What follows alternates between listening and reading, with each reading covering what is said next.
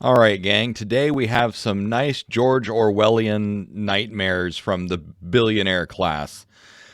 So, for some background, let me just tell you right off the cuff what happened and why I'm recording this. So, Larry Ellison, the billionaire co-founder of Oracle, he at a, I think, what was it, at a analyst meeting for Oracle. I'm pretty sure that's the context. Anyways, what he said, here's his quotation: "We're going to have supervision. Every police officer is going to be supervised at all times, and if there's a problem, AI will report that problem and report it to the appropriate person." So that I'm okay with. Police occupy a privileged class in terms of qualified immunity and power-seeking individuals, and adding police body cams has been good for civil liberties here in America. But then he went on to say, citizens will be on their best behavior because we are constantly recording and reporting everything that's going on. Wow, what in the Chinese social credit system is going on here? This is just basically the jumping off point. Pardon me. So he went on to talk more about how AI can read, not read, but watch all footage. So that includes police body cameras, doorbell cameras, vehicle dashboard cameras, traffic cameras as well. And then he also said that maybe AI drones could replace police cars. Now, that's not necessarily a bad idea. One problem, though, is that many drones don't have have either the speed or the range to keep up a high-speed chase. And then what are you going to do? Just follow them until they crash into someone? So, he's not a police officer. But yeah, so this comment very much brought up raised some eyebrows, let's say. And to provide a little bit of economic context, the reason that Larry Ellison is even talking about this is because Oracle is building out their own AI infrastructure. I think what was it called? Like OSI, not OSI. It was Oracle AI Cloud or something like that. Anyways, and to be fair, like Oracle has been dabbling in other stuff other than their main main jam for a while. Back in the day, Oracle was starting to experiment with virtual machines because they wanted to get into virtual cloud infrastructure. I'm sure they probably still have that out there, but their offering pales in comparison to VMware, Microsoft, Google, Amazon, AWS, those sorts of things.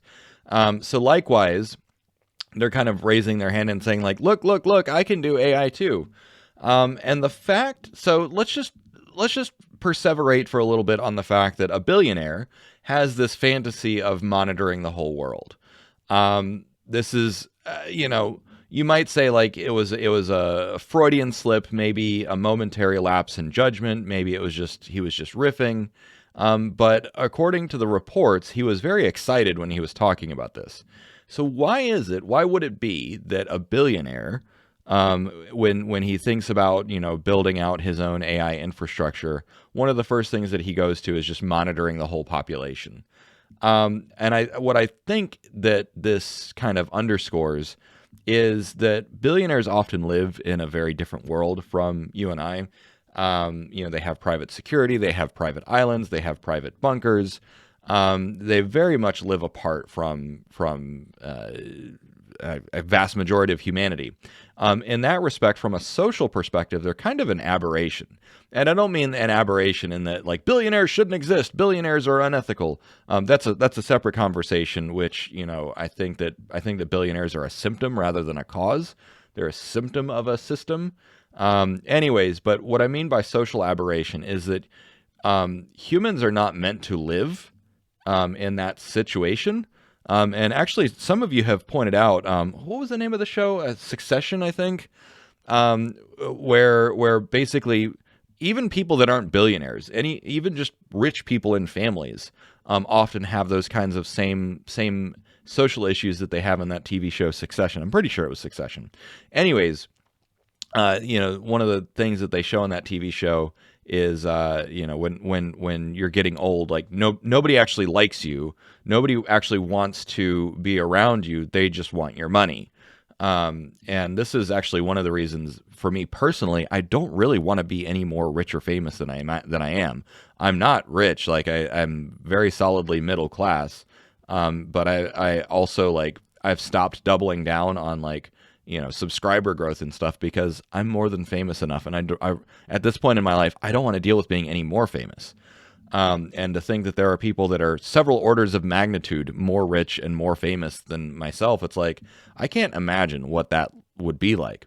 Now, I'm reminded, then this is going to feel like a little bit of conversational whiplash. I'm actually reminded of a video essay that I watched about the movie Home Alone. So if you're a millennial or older like me, you probably remember Macaulay Culkin in the Home Alone movies. There were sequels, but none of them matched up to the original Home Alone. And the video essay that I watched talked about how, because he's from an upper middle class home, and basically the reason that movie really resonated is because it really touched on an us versus them. I'm gonna do a very, very poor job of paraphrasing this video essay because I watched it years ago. But basically, the burglars were kind of the nebulous others, the miscreant underclass that always just wants to get into the middle class or upper middle class. And not only are they out there, they're just, the boogeyman that's just around the corner, constantly plotting to get into your life. They're also a threat to your children. And so there was this deep Jungian kind of fear baked into the Home Alone series. Now, of course, it was anyone who grew up reading Calvin and Hobbes, just they always imagined like, what would I do to defeat burglars? And so from a little kid's perspective, it was like, oh, there's bad guys and I get to hurt them any way that I want to. There's definitely a little bit of sadism built into that movie as well.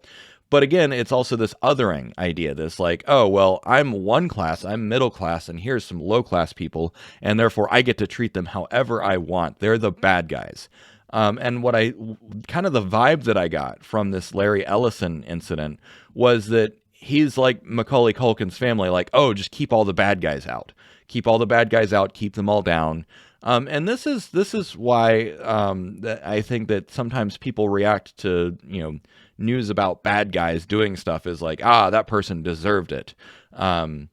Maybe they should have been shot by the police, or maybe they should go to prison forever, because they're a bad guy. And once you mentally other someone as, undesirable or bad or, morally undeserving of empathy or whatever, then, you can basically justify anything you want. And this is very, very basic human psychology. It's basic tribalism. It's. I mean, you learn some of this literally in Psychology 101. I took psychology for a grand total of 5 weeks back in college, but I've read plenty of psychology back since then. So this idea of othering, of saying, okay, well, there is a class of people that needs to be as far away from me as possible, is kind of what I think is going on here. All right, talked about that enough.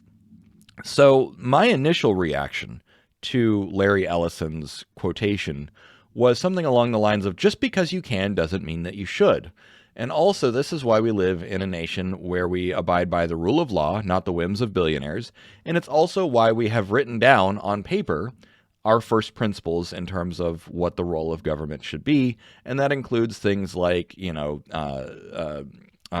freedom of speech, due process, and that sort of stuff. Now, I will be the first to concede that in a increasingly complex world, where technology exists that was not even contemplated by the founders of the United States Constitution, it probably bears examining some of these ideas in terms of, what constitutes privacy, what constitutes freedom, does freedom of speech cut both ways, and those sorts of things. But just the idea that there's this guy, another one of the OG, tech, Silicon Valley big tech bros, who has this fantasy of, and I do deliberately use the word fantasy. He has this fantasy of spying on literally everyone and policing literally everyone. Who watches the watchers, and this kind of underscores the psychology that a lot of people in technology have. And when I say people in technology, I don't mean your average developer. I don't mean your average, middle manager or whatever. What I mean is the big tech, Silicon Valley tech bros. Is this idea that technology underpins everything, and I can do anything that I want with technology, and that technology is a special class that needs to be completely unregulated and exist kind of in a vacuum. That messianic complex, that savior complex, does exist for other technologists. I'm going to poke some fun at my friends now. Just talk to anyone who uses Linux, where there's a very powerful ethos on. And by the way, if you're listening to this and you're a Linux user, I hope that you can laugh along and recognize that this is not that this is all in good fun. But within Linux, there's a very powerful ethos of everything should be open source, and at the same time, there's and I don't mean all Linux users, but in general, a kind of a cross section of Linux users is a very powerful open source kind of hacker ethos, also with a powerful ethos of privacy. And so I really enjoy talking to my Linux using friends because of that perspective, is because it is a very different perspective from mainstream corporate America, where most businesses are Windows users, and so on and so forth. It's just a very, very different approach. But it's interesting because even within the tech space, you've got the billionaire founders, you've got the hotshot developers, you've got the architects and the infrastructure guys. I was on the architecture infrastructure side, and we just kind of roll our eyes at everyone. Let me tell you a brief story. Is at my last corporate job, I remember we were on the infrastructure side, we were tasked with wrangling the developers because the developers were given the keys to the kingdom on AWS, and they had no idea what they were doing in terms of patching, in terms of security, in terms of pretty much anything to do with infrastructure. And they didn't want us getting involved at all. But once they got up to the point where they had over 800 virtual machines that were completely unmanaged with no security oversight, no patching, nothing, the business said, okay, developers, we gave you the keys to the kingdom. It's clear that you need help. And some of them fought tooth and nail to keep infrastructure out because they're like, we know what we're doing. And it's like, you actually don't. Like you might understand code. You might understand the applications that you're trying to develop, but you don't understand what it takes to run a robust infrastructure that is also hardened against, attacks. There was also no backups being done. So there's all kinds of stuff missing. No RBAC, no role-based access control, all kinds of stuff. And so on one of the first calls that my team had with the developers is they said, oh, no, you don't need to get involved at all. We're going to automate everything. And I just said, okay, that's a really interesting assertion. I said, what do you mean by everything? And he started rattling off about like, oh, we're gonna automate the software deploys. We're going to automate, unit testing and all that kind of stuff. I said, okay, what about backups? What about power? What about servers? What about access? And I just rattled off a bunch of what about, and he's like, oh, well, none of that really matters. And that was kind of the end of the conversation because, the right stakeholders were on the call to realize that when a developer tells you we're going to automate everything, it does not mean everything. It's everything that he's aware of. It's everything that he cares about. But they still had this like kind of, the way that my wife puts it is that developers tend to have kind of one of two mentalities. There's the like chill developers that are like, whatever, just point me at the problem. I'll go fix it. And then there's the divas. The divas are the ones that think that they're gonna solve the world. And this mentality of kind of like we're the hot shots, that is very much the Silicon Valley mentality. Now, when companies like OpenAI and Oracle and Microsoft, when they say we're going to fix the world, we're going to change the world, most of the rest of the world just rolls their eyes because Silicon Valley has been promising to move heaven and earth for like decades now. And yes, it's true that every now and then, a Silicon Valley company becomes gigantic. Of course, the biggest companies in the world, the largest valuations are all tech companies, and that's fine. There once upon a time, the biggest companies in the world was like Coca-Cola and IBM, right? That was I think 70s or 80s. And now it's all the biggest companies are the FANGs, the Facebook, which is now Meta, and Apple, and Amazon, and Netflix, and Google, and of course, who cares, right? But market cap does not necessarily mean that you run the world or that you understand everything in the world.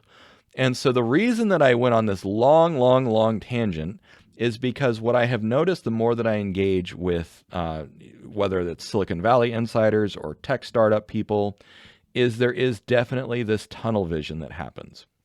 And so when people like Sam Altman talk about like, oh, AGI is going to fix everything in the world, when you actually look at the blast radius that solving cognitive labor could have, you look at most industries, cognitive labor is not actually the biggest constraint in a lot of industries. Here's an example. In the construction industry, does having an IQ of 250 help you, frame buildings faster? Sure, it'll help you solve some problems, but you don't need an IQ of 250 to be a good builder. Likewise, in mining and transportation and energy, cognitive labor is not one of the primary constraints. The primary constraints in those heavy industries is generally energy. It's entropy.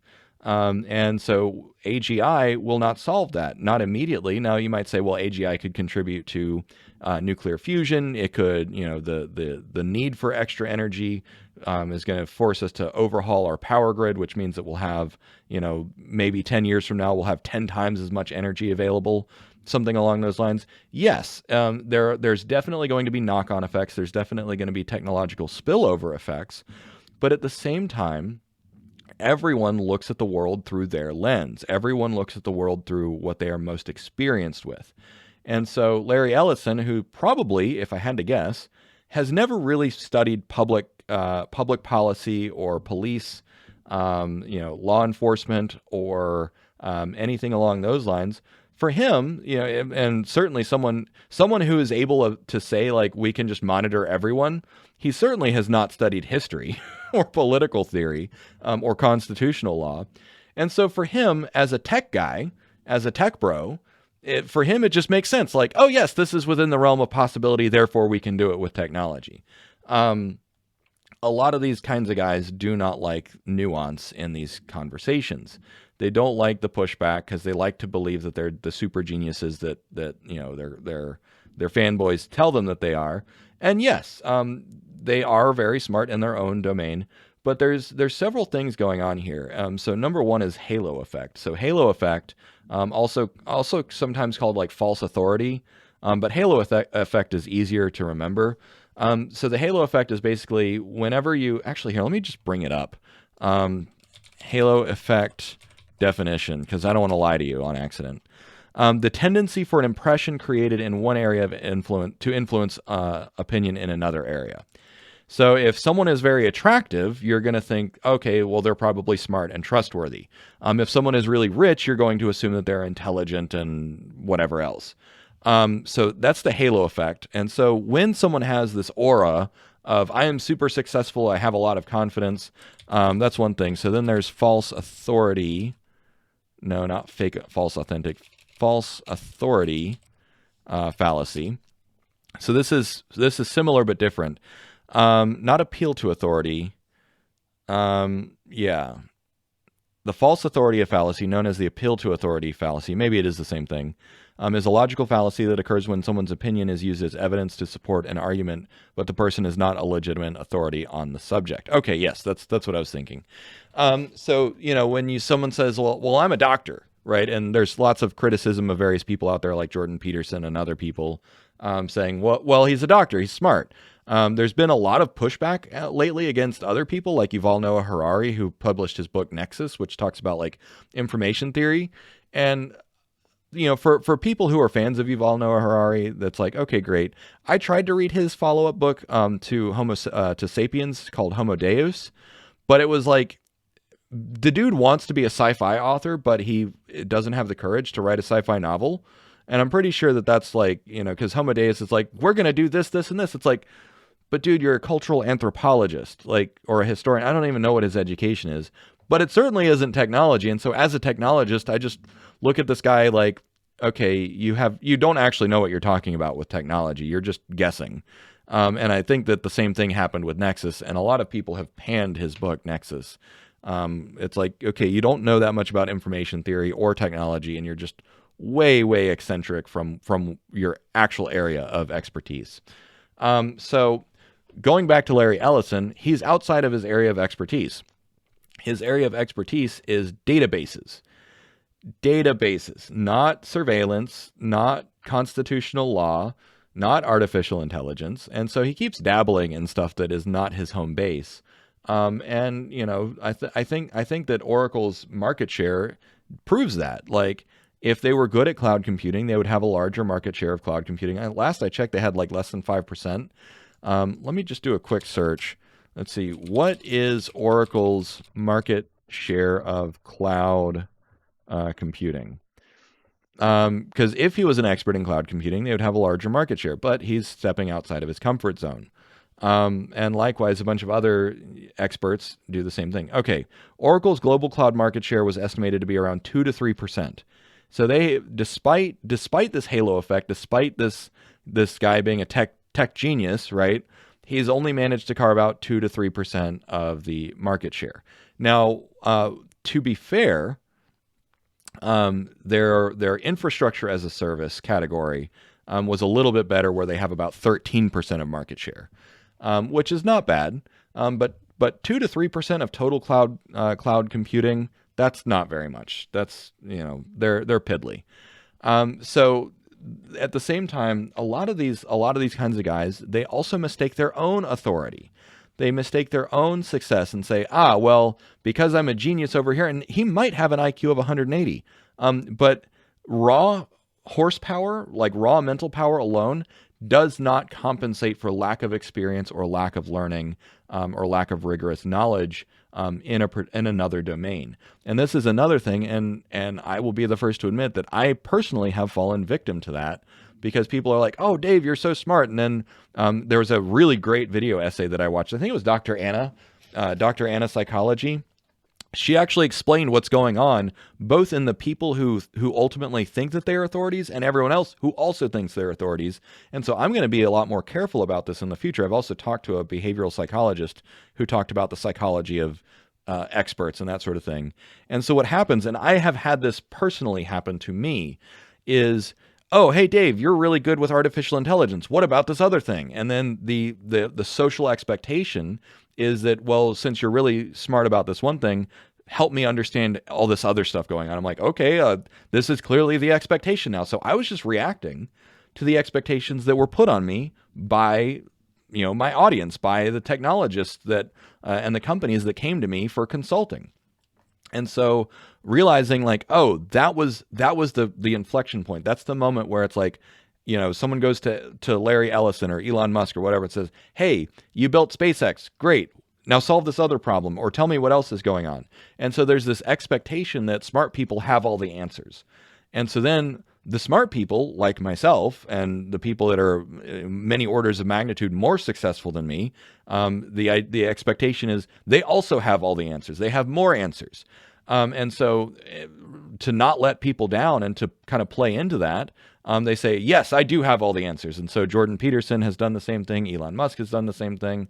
And I'm starting to be a lot more careful about this. There was a podcast that I was on where we started talking about climate change. And I said, this is not my area of expertise. I was like, I have read a lot about what's going on, the technology, I'm looking at the numbers, but I still don't know as much as an expert does on this topic. And that feels, honestly, putting that container around what I do know and what I don't know, that actually takes a lot of pressure off. So I guess long story short, there's some halo effect going on. There's some false authority going on, or some kind of bandwagon following. Larry Ellison, like Elon Musk, like everyone else, really sharp guy. Certainly has a proven track record of success in his lane. But what is his lane and what is not his lane? That's kind of the point of this. And also, I really hope that he learns from this and does not entertain these Orwellian fantasies of monitoring everyone on the planet. Certainly, Oracle databases have the capacity to record everything, but just because you can doesn't mean you should. And I will leave it at that. So thanks for listening. Cheers.